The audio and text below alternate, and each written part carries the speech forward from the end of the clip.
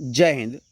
Only for exam ચેનલમાં તમારા દરેક મિત્રોનું હાર્દિક સ્વાગત છે।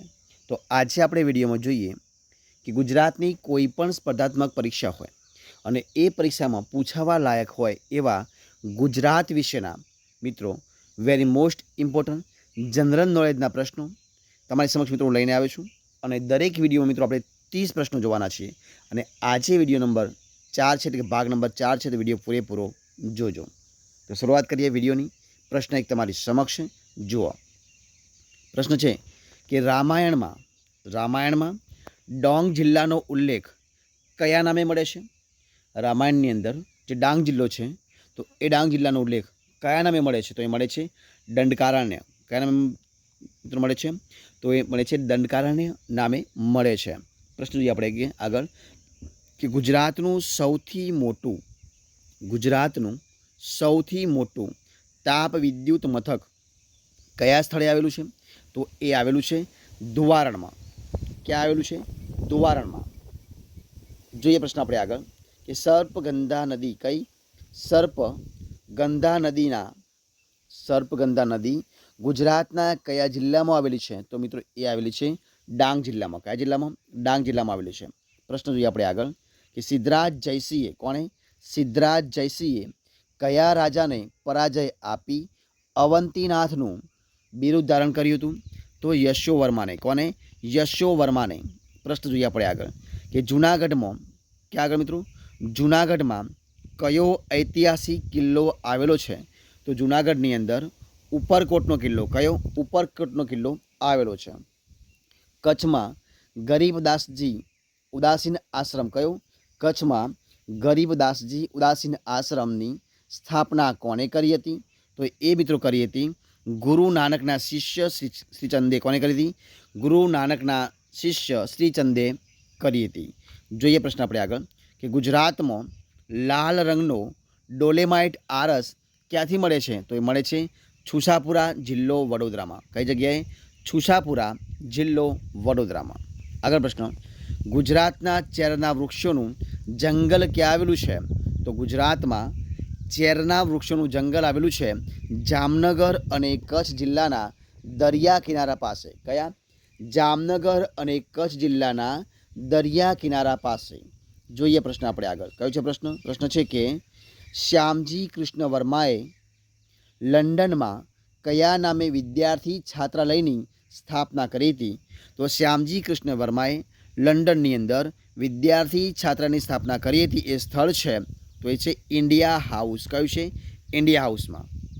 જોઈએ પ્રશ્ન આપણે આગળ કે ડાંગની દાદી તરીકે કોણ જાણીતું છે મિત્રો? તો એ જાણીતું છે પૂર્ણિમાબેન પકવાસા। કોણ? પૂર્ણિમાબેન પકવાસા જાણીતા છે। ગુજરાતમાં કયા મોસમી પવનો વરસાદ લાવે છે? તો ગુજરાતમાં નૈઋત્ય કોણીય પવનો વરસાદ લાવે છે। ગુજરાતમાં નૈઋત્ય કોણીય મોસમી પવનો વરસાદ લાવે છે। જોઈએ પ્રશ્ન આપણે આગળ કે ગિરનાર પર્વત કયો? ગિરનાર પર્વત પર આવેલું મલ્લીનાથનું મંદિર કોણે બંધાવ્યું હતું?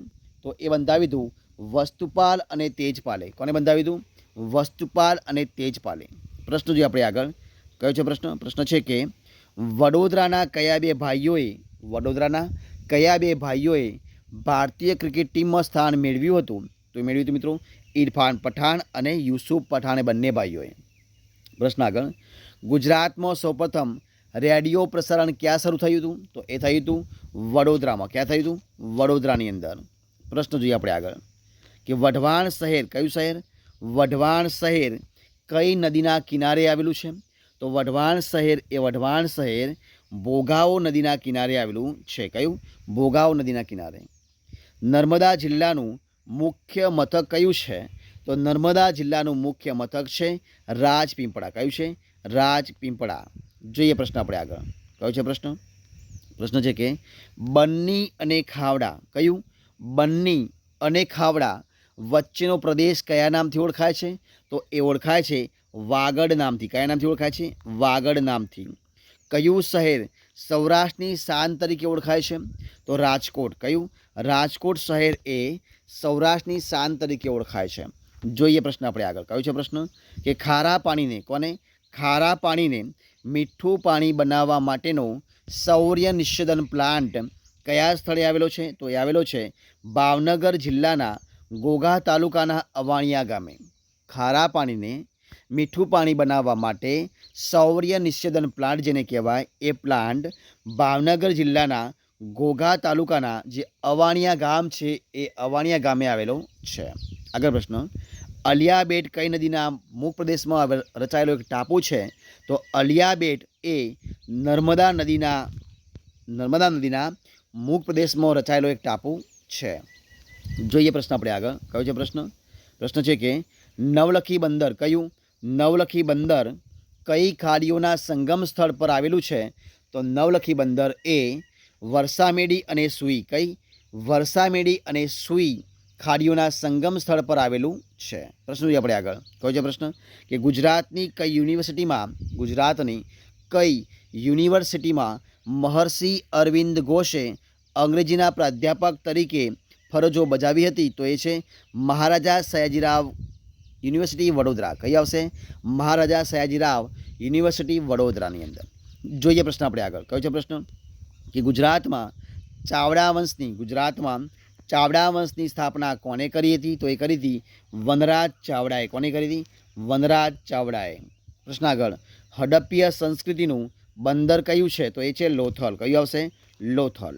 જોઈએ પ્રશ્ન આપણે આગળ. કયો છે પ્રશ્ન? કે મહાત્મા ગાંધીએ ગુજરાતની કઈ લડતને ધર્મયુદ્ધનું નામ આપ્યું છે?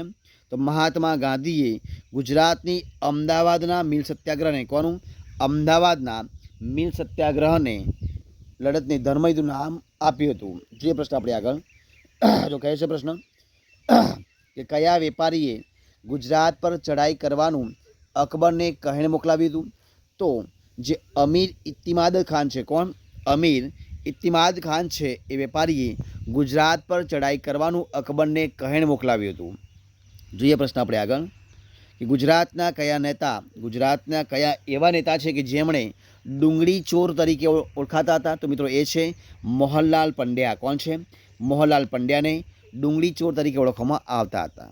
પ્રશ્ન આગળ, ગીતા મંદિર કયું? ગીતા મંદિરની સ્થાપના કોણે કરી હતી?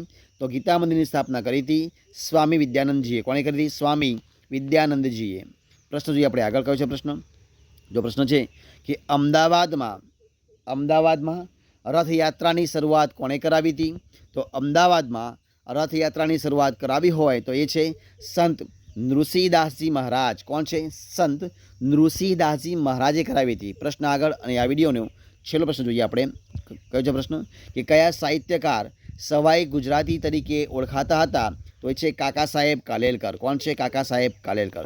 તો મિત્રો અહીંયા આપણે જે ગુજરાતના મિત્રો જે મોસ્ટ વેરી એમપી જનરલ મિત્રો જે પ્રશ્નો છે જનરલ નોલેજના એનો મિત્રો આપણે જે 30 પ્રશ્નો મિત્રો જે આપણે વિડીયો બનાવ્યો છે વિડીયો આપણે અહીંયા સંપૂર્ણપણે પૂરો કરીએ છીએ.